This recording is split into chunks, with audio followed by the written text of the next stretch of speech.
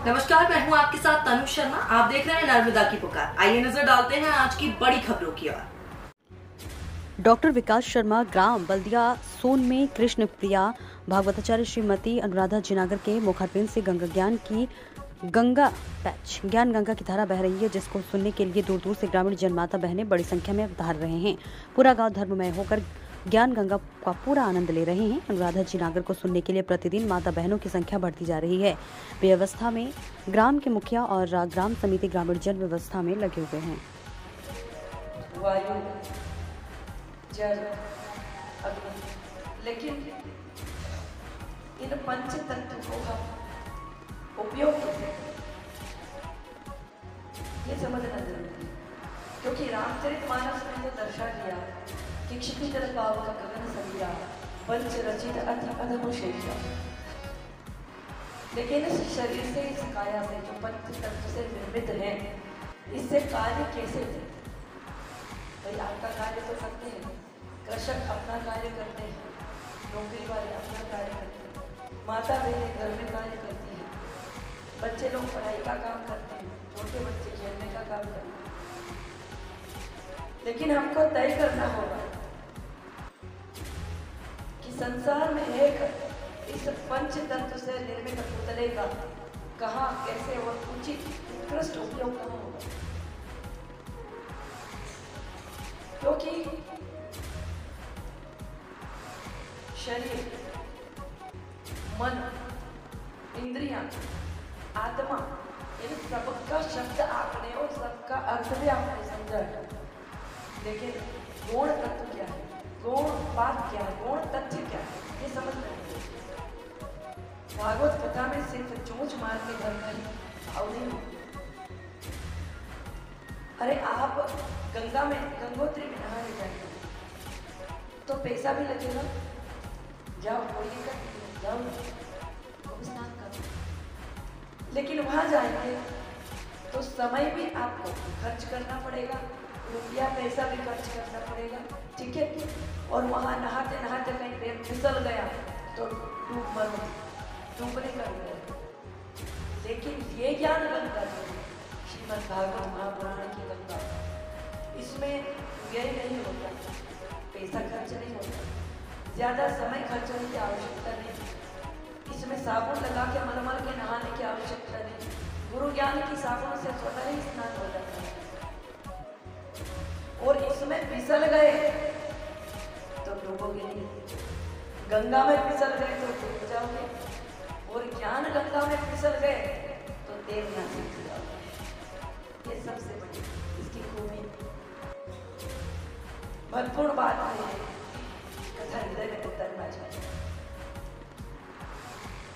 क्योंकि भागवत में स्पष्ट हमारे मेरे से लिख लिया कि निगम कल्पतरुर्गलितम् सुखमुखादमृतद्रव्यसंयुतम् पिबत भागवतं रसमालयम् मुहुर्होरधिका भुवि। ये भावुक जन के लिए ये कल्पतरु है, ये स्वर्ग का वृक्ष है जो सब इच्छाओं को पूरा करता है। लेकिन अब हम यदि एकाग्रता से इसे सुने, भाव से इसे सुने, अज्ञानी बनकर इसे सुने, श्रेष्ठ श्रोता कौन है? ज्ञानी होते हो कि अज्ञान बनकर के वो कथा सुने, अनभिज्ञ बनकर वो कथा सुने, वही श्रेष्ठ श्रोता है। क्योंकि हम लोग जो है संसारी है, माया के आवरण से हमारा हृदय ढका हुआ है, हमारी आत्मा ढकी हुई है। गीता में भी तो कहा है कि नमाम दुष्कृतिनो बुढ़ा प्रपद्यन्ते नराधमः माया परिज्ञाना आसुरं भावमक्षुरः। जो असुर भाव के लोग हैं वो मेरे आश्रित होकर मेरा नाम नहीं है, क्योंकि उनकी बुद्धि माया से व्यापित हो, माया के आवरण से लगी हुई। तो हम अपने आप को ईश्वर को समर्पित करें। ये ज्ञान यज्ञ है। यज्ञ कई प्रकार के होते हैं, ज्ञान यज्ञ है, प्रेम यज्ञ है, जप यज्ञ है, या जो भी अभिष्ट फल की प्राप्ति के लिए हम जो यज्ञ करते हैं, विष्णु यज्ञ है, राम यज्ञ है, रुद्र यज्ञ है, लेकिन सबसे बड़ा इन सभी यज्ञों में जो उच्चतम है वो है प्रेम यज्ञ, ईश्वर से प्रेम। जप यज्ञ में तो फिर भी कहीं मन का ज्यादा कम, मंत्र ज्यादा कम गणना हो सकती है, लेकिन प्रेम यज्ञ में कभी भी ज्यादा कम नहीं होता। मैथमेटिकल नहीं है, इसमें गणित नहीं है।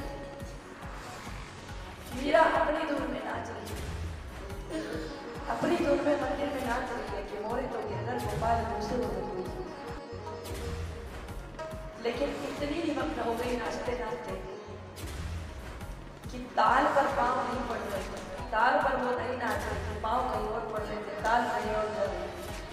अब कोई संगीत अच्छे होगा, कोई संगीत का जानकार होगा, उसने लिख दिया दीवार पर, मीराबाई कृपया ताल से नाचे। तो मीरा ने नृत्य पूर्ण किया, आंखें खुली, समाधि टूटी, और मीरा ने देखा कि दीवार पर मेरे बारे में कुछ कॉमेंट लिखी हुई है।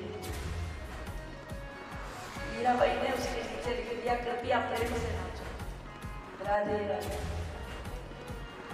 तो यहाँ प्रेम ही सर्वोपरि, यहाँ 1 2 3 4 वो वाला हिसाब है, परमात्मा से प्रीति है, परमात्मा से प्रीति है, तो उसमें गणित नहीं चलती।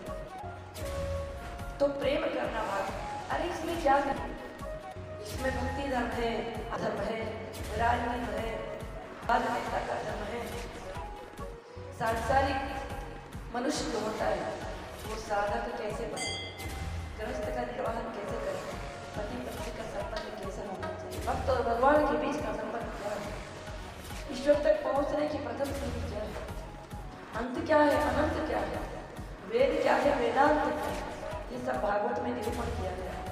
भागवत एक पोथी नहीं, भागवत एक शास्त्र नहीं, भागवत एक पुराण नहीं,